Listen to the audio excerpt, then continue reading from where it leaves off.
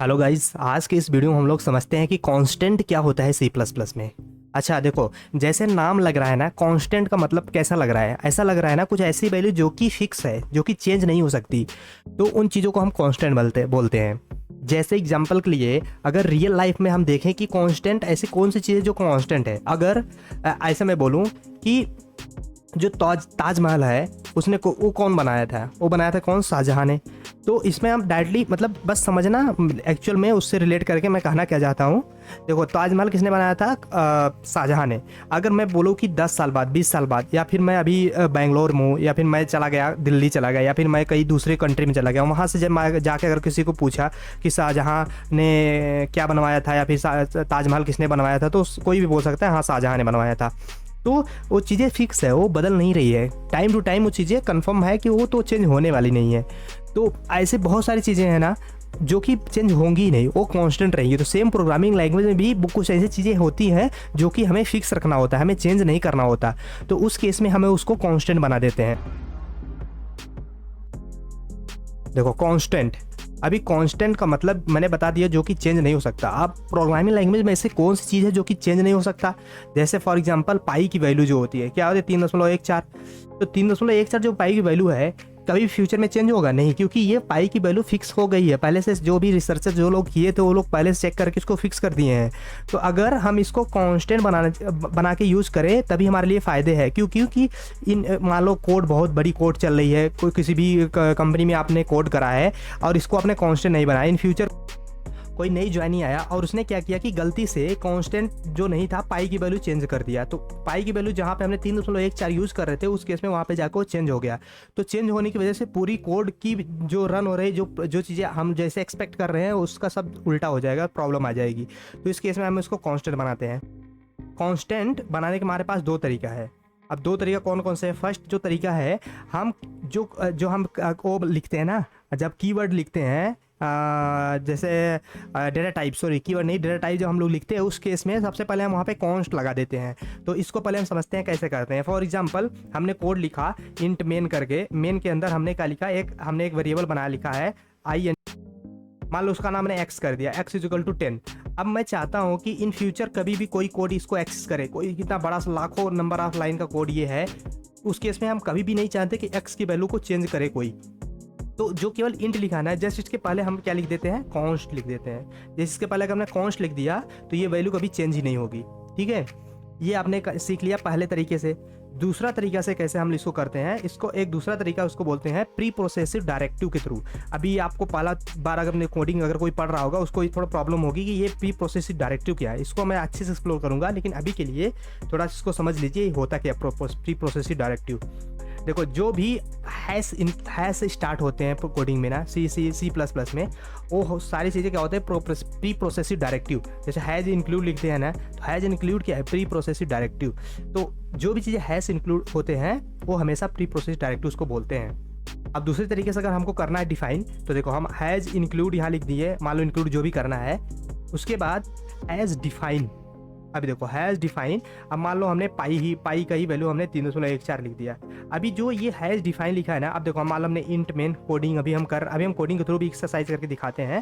उस केस में अगर हम यहाँ पे सी आउट करके ये चेक करें कि ये पाई की वैल्यू क्या है, तो आपको पाई की वैल्यू जो है 3.14 होगा, और ये जो वैल्यू चेंज नहीं होगी, ये फिक्स हो गई। तो हैज डिफाइन ये एक तरीका हो गया। दूसरा क्या हो गया, हम जब आई एन टी लिखते हैं, इसके पहले हम क्या लिख दिए? कॉन्स्ट। अच्छा, हम केवल आई एन टी के साथ नहीं, हम फ्लोट के साथ भी उसको भी हम कॉन्स्टेंट बना सकते हैं, हम स्ट्रिंग को भी कॉन्स्टेंट बना सकते हैं। कोई भी चीज़ अगर हम उसके पहले कॉन्स्ट लिख दिए, इसका मतलब वो फिक्स हो गया, वो चेंज नहीं हो सकता। तो चलो देखो, इस पे कोडिंग के थ्रू हम आपको समझाते हैं। सबसे पहले एक चीज़ ये देख लीजिए, अगर आप हमसे ये पूछेंगे इस टाइम इसका मतलब क्या है, तो अभी के लिए नहीं बताएंगे। जब हम फंक्शन पढ़ा लेंगे उस टाइम हम इसको एक्सप्लोर करके अच्छे से आपको एक एक वर्ड बताएंगे कि इसका मीनिंग क्या है, यूजिंग नेम स्पेस क्या है। हम जब नेम स्पेस पढ़ा लेंगे आपको, तब बताएंगे अच्छे से। इंट मेन क्यों यूज हो रहा है, उन सारी चीज़ों को आपको बताएंगे। अभी के लिए बस आप इसको क्या करना है, आपको ब्लाइंडली आपको फॉलो करना है। लेकिन एक बार हम इसको पूरा कोड लिख के अच्छे से एक्सप्लेन करेंगे, लेकिन जब फंक्शन पढ़ा लेंगे तब, उसके बाद ही आपको ये बताएंगे। चलो ठीक है, फर्स्ट वे में हम लोगों ने क्या किया था, मान लो हमको फ्लोट में बनाना है। फ्लोट मान लो हमें एक वैल्यू लेनी है, इसका नाम है पाई मान लो। अब पाई की वैल्यू क्या होती है? 3.14। हम नहीं चाहते कि इस वैल्यू को कोई बाद में चेंज करे, तो प्रिंट भी करके देख लेते हैं पहले। तो देखो पाई, और एक चीज़ आपको अभी एक और चीज़ आपको दिखाते हैं। पहले देखो इसको सेव कर लेते हैं। सेव करके अब आपको पहले एक बार रन कर कंपाइल करके एक बार आपको दिखा देते हैं। सबसे पहले एक चीज़ ये देखना कि अभी हमने कॉन्स्ट नहीं लिखा है और इसके ये तो अभी सिंपल प्रोग्राम है, इसमें कोई प्रॉब्लम नहीं होगी। तो अगर हम इसको रन करते हैं, यहाँ पे देखना अभी आंसर आएगा 3.14 यहाँ पे आ गया है। हालांकि अगर मैं यहाँ पे पाई के बाद क्या कर देता हूँ, दोनों न्यू लाइन लगा देता हूँ, यहाँ 1 मिनट /n कर देता हूँ इधर, और लास्ट में भी /n लगा देता हूँ। /n का मतलब न्यू लाइन में वो प्रिंट करेगा। तो पहले कंपाइल करते हैं, 1 मिनट, इसको करली ब्रैकेट नहीं डबल इन्वर्टेड कामा में लिखना होता है।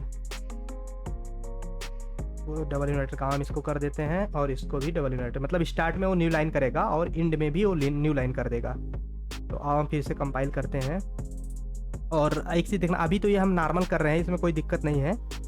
अभी ये देखना न्यू लाइन करके ये 3.14 प्रिंट हो गया। तो अब देखो, अब हम क्या करना चाहते हैं, हम बाद में PI = 20.25 ये करना चाहते हैं। अब देखना ये पाई की वैल्यू जब चेंज कर रहे हैं तो उस केस में पाई की वैल्यू क्या प्रिंट हो रहा है, अभी देखना। पहले हम कंपाइल करते हैं, उसके बाद फिर हम इसको रन करके चेक करेंगे कि एक्चुअल में इसकी वैल्यू क्या आ रही है।